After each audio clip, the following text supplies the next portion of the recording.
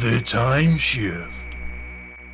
Hello and welcome along, I'm Chris Hall and this is The Timeshift, my sci-fi fun fest, and it's great to have you with me as always. This week looking at the 2015 Christmas special of Doctor Who entitled The Husband's River Song. Now because this little review is something of a critique review kind of thing, this video is going to be spoiler heavy. So if you don't want this episode spoiled for you for whatever reason, it's best to switch the video off now. Okay, everybody ready? Everybody geared up? Let us dive headfirst into the Husbands of River Song. So, the Husbands of River Song. This is probably the finest episode of Doctor Who I've ever seen. It is the finest of the fine. Fine in every way, shape and form. It's so fine that if it was any finer, it would be fined for its fineness. I mean, this episode is fine. That's all I can really say to describe it, because that's all that it is, really. It is just a light, fluffy, exciting episode of Doctor Who. No aspects of it that made me angry, but at the same time no aspects of it that really stuck out to me, bar a couple of things which were fairly interesting and were sort of slightly cack-handed in the execution, but it's fine for what it is. It serves its purpose as a Christmas special perfectly fine.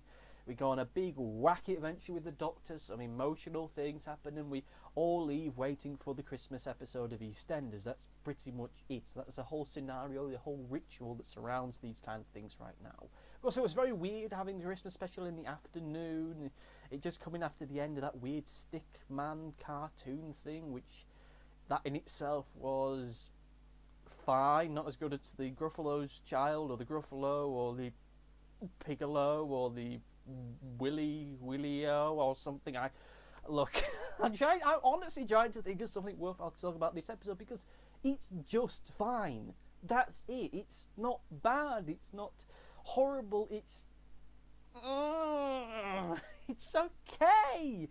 I mean, it's perfectly fine watching an episode which you have no issues with, having an issue which you have an episode of something which you have no gripes with. It's fine in what it is, but the problem is that here I am having to do this review, having nothing of real value to say about it, because it wasn't bad.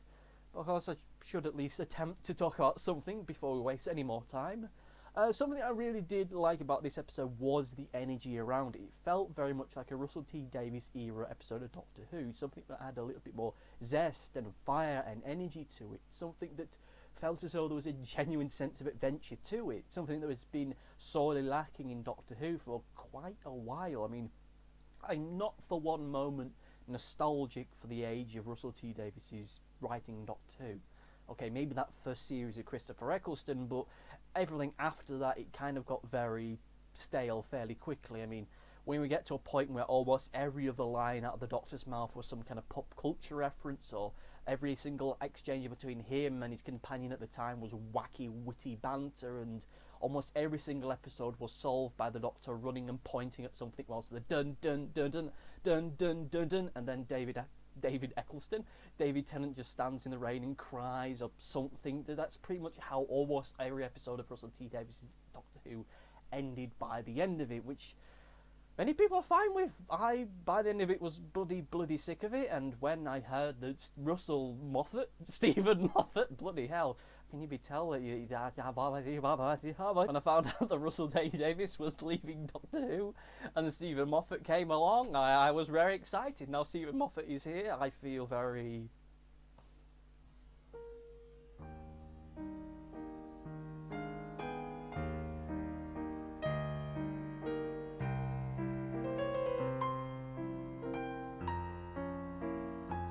feels like a Russell T Davies era episode of Doctor Who, right down to the design of the big bad guy, or at least his suit.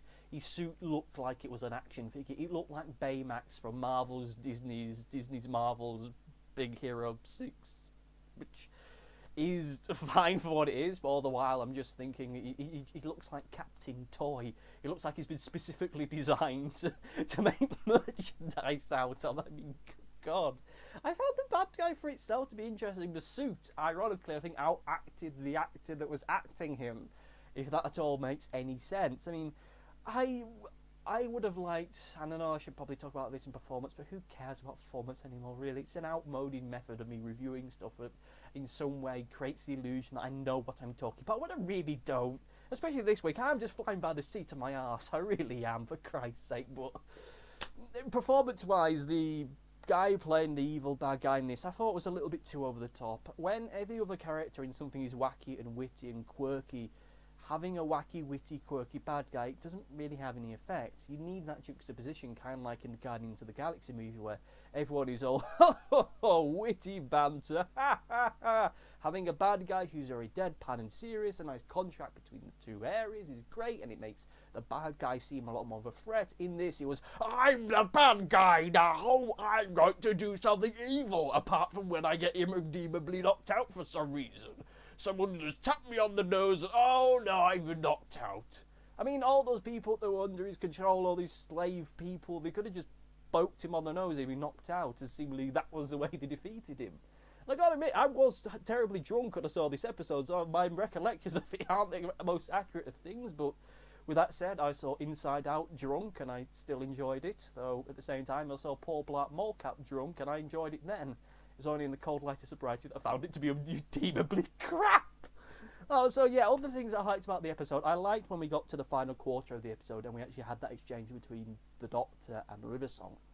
When we were there on fucking made up Planet V, and they had the little exchange where they're at that cliffside thing with the two singing phallic references, and it was the big moment which had been teased about for so long, when we actually got to the final meeting between the Doctor and River Song. That whole situation I found to be very, very emotive, so it actually impacted me quite a bit.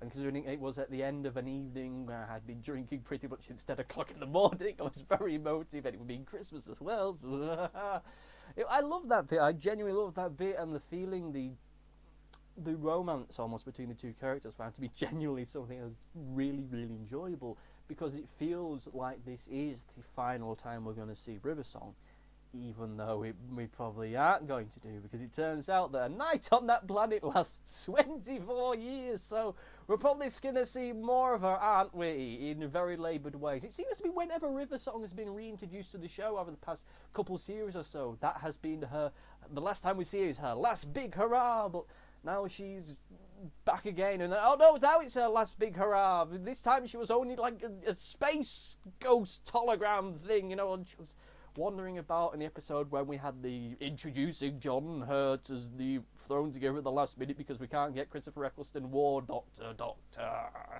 And she's just wandering about in a nightie for some reason, when I don't know what the fuck, but she was there anyway. And of course, when we get to here, this actual big important moment, you go, oh well, Night's here lasts 24 years. We're going to have you for a whole nother after series, even though your whole character arc and anything to do with your characters kind of wrapped itself up now. There's really no reason for you to come back at all at any time in the future, but, you know, we're probably going to see you next series, or maybe the series after that, depending on whether or not Peter Capaldi leaves at the end of next series. When next series is going to be, because I don't even think anybody knows right now when that's going to be. But I suppose that's stuff to maybe talk about at a later date, or something I honestly don't know. But whatever it is what it is. Oh, dearie me. I have to say, though, that whole exchange, that whole situation where it felt like the final hurrah for River Song, I found to be infinitely more emotive than with Clara's, because it actually had an episode with which to support it. Everything up to that point had been very light and enjoyable and exciting. And then when we get to that moment when they're on Trenzalore 12 or whatever it is, that whole juxtaposition between these 2 points, when you've had the light, the boisterous, the let's go on a wacky adventure with the Doctor. Oh, there's Matt Lucas pulling a silly face, a rump.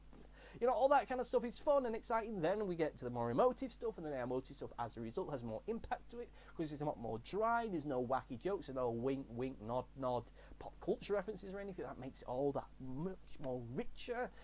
That was great as a result of it. And with the episode where Clara died when she got 420'd off into oblivion, we didn't really have that, because the episode leading up to that, well, the whole build up to that was fairly superfluous.